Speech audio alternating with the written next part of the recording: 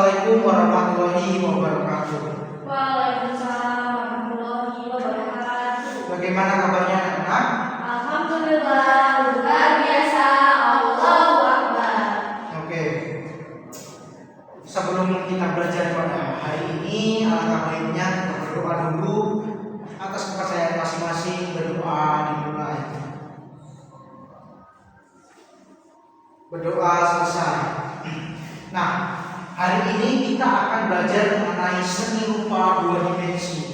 Kita hari ini akan mengenal unsur-unsur yang ada dalam seni rupa dua dimensi ini. Sebelumnya kan kita sudah pernah mengenal macam-macam seni rupa. Ada seni rupa dua dimensi, ada seni rupa tiga dimensi.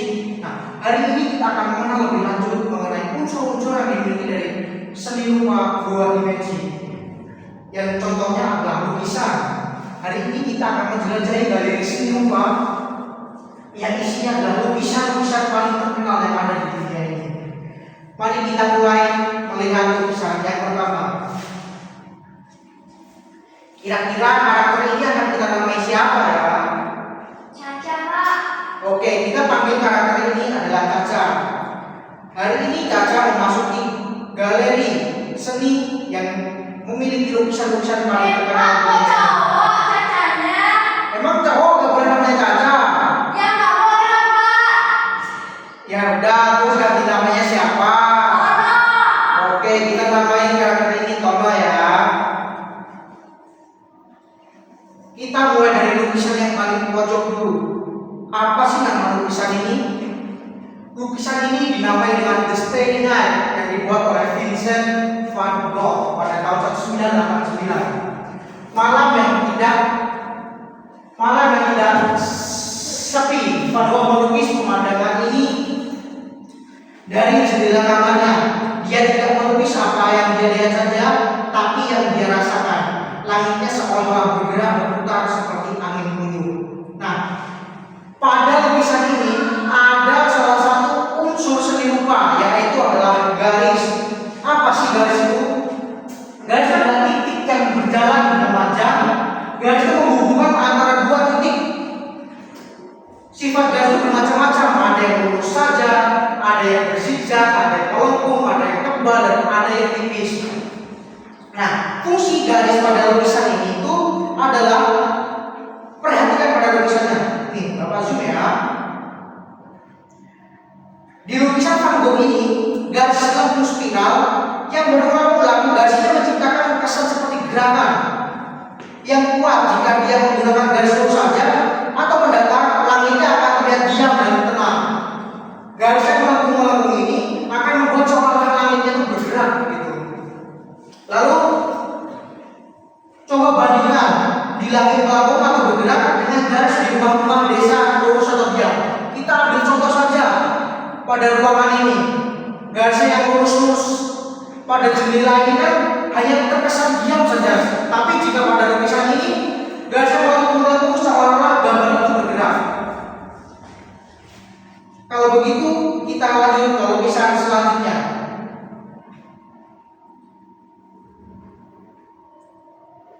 Lukisan selanjutnya adalah The Screen. Lukisan ini dibuat oleh Edvard Munch pada 1893. Pernahkah kamu merasa takut sampai ingin berteriak? Munch melukis ini bukan karena melihat hantu, tapi karena dia merasakan kecemasan yang luar biasa saat matahari terbenam dan langit berubah menjadi merah darah. Nah, pada lukisan ini terdapat salah satu unsur seni rupa juga yang sangat pekat dan kuat, yaitu adalah warna. Warna itu bukan hanya untuk biasa, tapi untuk menyampaikan bentuk perasaan atau empati kita. Teori warna pada lukisan ini, warna merah orange dan kuning itu memberikan kesan semangat, marah ataupun bahaya. Sedangkan warna dingin dari biru itu melambangkan kesan yang tenang, sedih ataupun sepi. Nah, lihat kontras dari lukisan ini. Kontras dari warna orange kemerahan yang melambangkan panas atau cemas bertabrakan dengan air biru tua di dan gelap, warna yang tidak alami ini sengaja dipakai untuk membuat kita ikut merasakan kepanikan atas pelukisnya itu sendiri. Jadi kita sudah belajar dua unsur seni rupa. Yang pertama tadi adalah garis dan yang kedua adalah warna. Kita lanjut ke unsur seni rupa selanjutnya. Unsur seni rupa selanjutnya itu ada pada lukisan girl with pearl earring atau wanita dengan anting mutiara. Nah, sering disebut sebagai Mona Lisa dari utara. Garis ini menoleh sejenak seolah kita baru saja mengambilnya. Mutiara di telinganya. Karena ini gambarnya kurang jelas karena melalui proyektor ini. Mutiara itu seolah-olah bersinar terang, lebih terang dari asinan gelap terang dari lukisan itu. Jadi unsur seni rupa pada lukisan ini itu adalah gelap terang atau value. Apa sih itu gelap terang? Gelap terang itu terjadi karena adanya cahaya, sehingga bagian yang kena cahaya itu akan menjadi terang dan yang membelakangi cahaya itu akan menjadi gelap. Nah, di bagian gelapnya ini terdapat cahaya yang sangat mencolok, yaitu cahaya dari anting lukisan dari wanita ini. Fungsi gelap terang adalah menciptakan suasana yang dramatis, menciptakan vibes-nya, sehingga pada lukisan ini memiliki latar belakang yang hitam pekat. Kenapa harus hitam? Karena agar wajah dari gadis itu terang, menjadi sangat menonjol, agar kita tuh fokus untuk melihat wajahnya. Jika backgroundnya putih, wajahnya tidak akan kontras dan bercahaya. Inilah yang disebut kontras yang tinggi. Lalu untuk unsur seni rupa selanjutnya, kita lihat lukisan ini pasti kalian sudah pernah melihatnya, yaitu lukisan Mona Lisa oleh Leonardo da Vinci pada tahun 1503. Wanita dengan senyuman misterius. Tahukah kamu Leonardo menggunakan teknik rahasia bernama sfumato seperti asap untuk mengabulkan pinggiran wajahnya agar terlihat sangat lembut dan nyata. Nah, pada lukisan ini kita mempelajari unsur selanjutnya, yaitu bentuk atau form. Apa itu bentuk? Bentuk adalah benda yang memiliki isi atau form 3 dimensi. Contohnya lingkaran itu bidang, datar, bola itu bentuk yang ada isinya. Nah, ilusi bentuk pada lukisan ini kan di kertas datar kok bisa terlihat timbul. Pelukis itu menggunakan bayangan untuk mengubah bidang yang datar tadi menjadi bentuk yang seperti berisi. Perhatikan pipi pada dan tangan pada Mona Lisa. Ada bagian terang yang halus, itulah yang membuat wajahnya terasa bulat dan bervolume, tidak hanya gepeng seperti gambar kartun. Itulah keindahan dari lukisan Mona Lisa. Lalu unsur seni rupa selanjutnya adalah ada pada lukisan Pangeran Diponegoro oleh Raden Saleh pada tahun 1857. Lukisan ini sangat bersejarah di Indonesia. Ini adalah momen menegangkan saat Pangeran Diponegoro ditipu dan ditangkap oleh Belanda. Raden Saleh melukis dirinya sendiri di dalam kerumunan itu sebagai saksi sejarah. Lalu unsur apa yang bisa kita pelajari dari lukisan Pangeran Diponegoro ini? Yaitu adalah unsur ruang.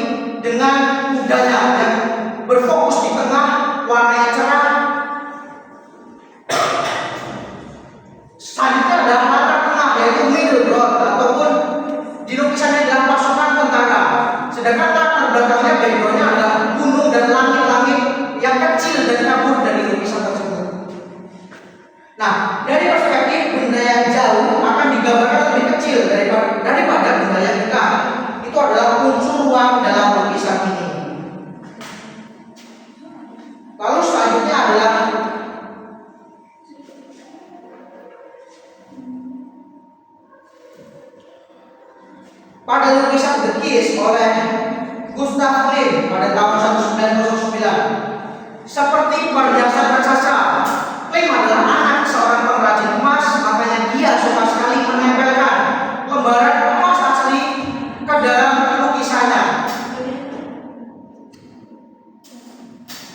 Pasangan ini seolah tenggelam dalam kebahagiaan.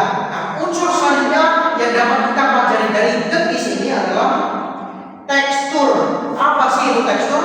Tekstur adalah nilai tambah suatu permukaan. Apakah benda itu halus, benda itu kasar, benda itu licin, dan semacamnya. Lalu jenis tekstur pada lukisan adalah tekstur nyata yang bisa kita rasakan saat disentuh. Misal contoh tekstur nyata yang dapat dirasakan saat kita sentuh itu patung, karena patung itu memiliki tekstur yang sangat nyata bila kita menyentuhnya secara langsung. Lalu ada juga tekstur semu atau visual, kalau dia kasar tapi kalau dilaba ternyata halus, seperti yang ada di lukisan ini. Klimt membedakan tekstur pada pola baju, jubah pria kotak-kotak yang kaku dan keras, baju wanita yang lembut luas, hias dan emas yang bertumpuk memberikan kesan permukaan yang kasar dan mewah. Itu adalah makna dari lukisan ini.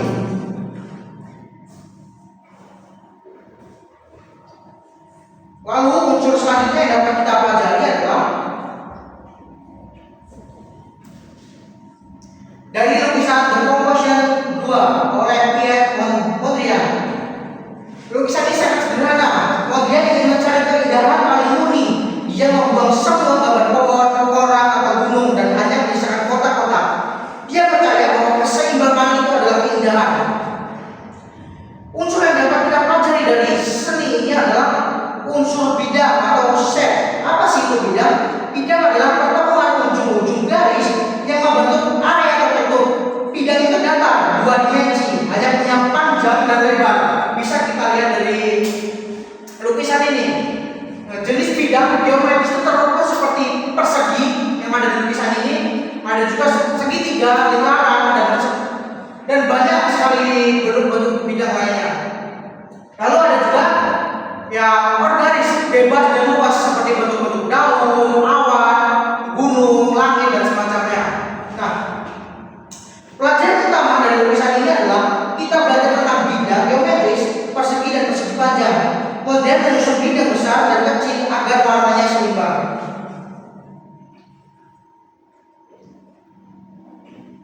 Lalu selanjutnya yang dapat kita pelajari, unsur terakhir dari seni rupa adalah unsur titik yang dimiliki oleh A Sunday Afternoon. Lukisan ini sangat unik. Jika dilihat dari jauh tampak seperti pemandangan taman biasa. Tapi saat kamu melihat dari dekat, kamu tidak akan menemukan kuasa cat biasa. Seorang melukis ini selama 2 tahun hanya dengan menotolkan ujung kuasnya jutaan kali. Ini adalah bentukan titik-titik yang menjadi sebuah lukisan, bukan coretan-coretan. Nah, pada unsur ini, titik adalah unsur seni rupa yang paling dasar dan paling kecil. Semua gambar dimulai dari sebuah titik. Ibarat penulis, titik adalah huruf pertamanya. Lalu keajaiban pada lukisan ini adalah teknik ini disebut pointillisme. Seorang tidak mencampur cat di palet, dia menaruh titik warna merah di sebelah kuning. Saat kita melihat dari jauh, maka kitalah yang mencampurnya menjadi warna orange. Lalu kita tadi kan sudah belajar mengenai 8 unsur yang dimiliki seni rupa. Ada yang masih ingat nggak sih apa saja tadi? Garis, Terus, titik, terus. udah Pak, cuma itu yang ingat. Cuma 2 ya. Unsur seni rupa yang kita pelajari hari ini itu ada 8. Yang pertama itu adalah titik, yang kedua adalah garis, yang ketiga adalah bidang, yang keempat adalah bentuk, yang kelima adalah warna, yang keenam adalah tekstur, yang ketujuh adalah ruang, dan yang kedelapan adalah gelap terang. Jadi unsur-unsur seni rupa itulah yang membuat keindahan pada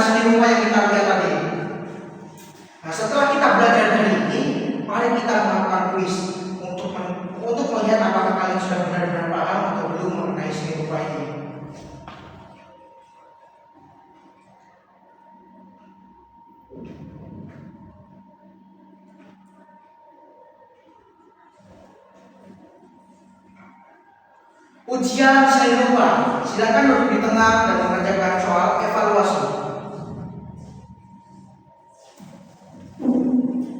Unsur seni rupa yang paling menonjol pada lukisan Kesendai Afternoon karya Sura adalah, ada yang masih ingat gak?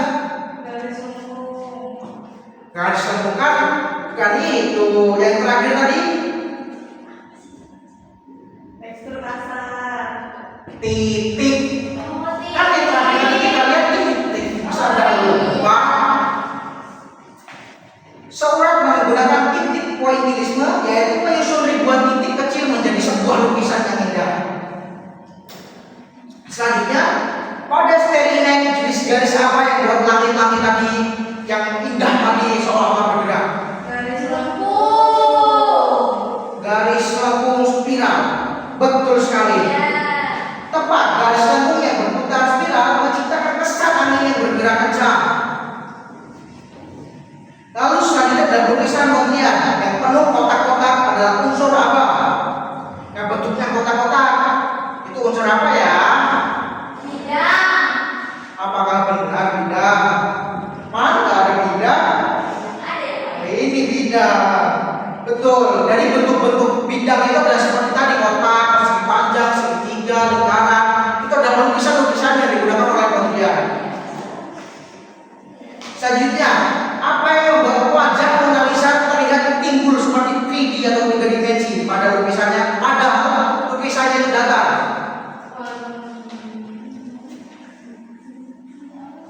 Apa ya, Pak?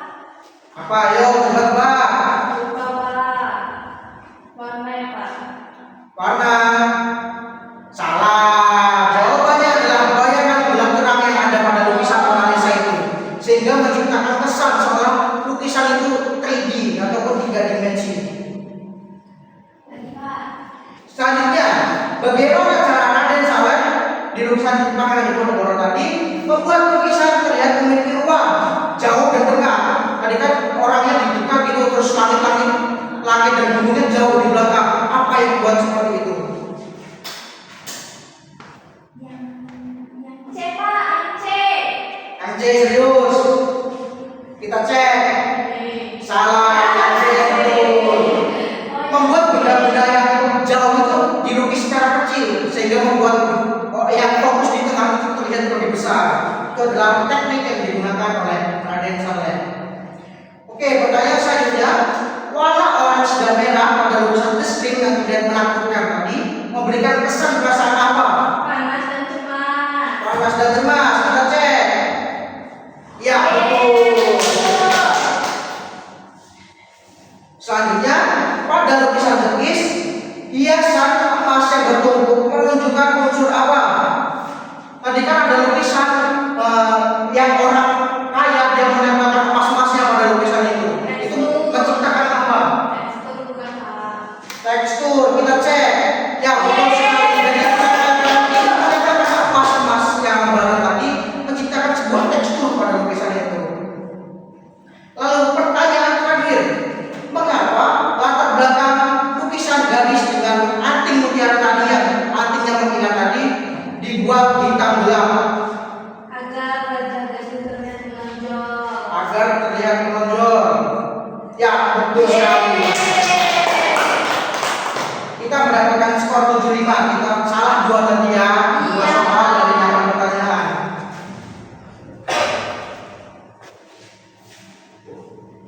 Oke, saya anggap kalian semua sudah paham mengenai materi unsur-unsur seni rupa yang saya jelaskan pada hari ini. Terdapat 8 unsur seni, yaitu titik, garis, bidang, bentuk, warna, tekstur, ruang, dan gelap terang. Semua unsur itu dapat digunakan untuk memperindah seni rupa yang kita miliki. Dan sebelum kita mengakhiri pelajaran pagi hari ini, Bapak ingin kalian mengerjakan tugas dulu.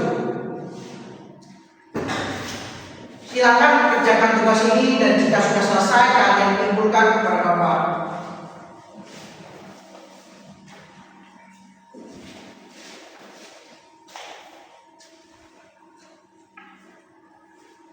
Oke, sudah selesai? Sudah, Pak. Silakan kumpulkan. Nah, terima kasih sudah ikut pada pelajaran hari ini.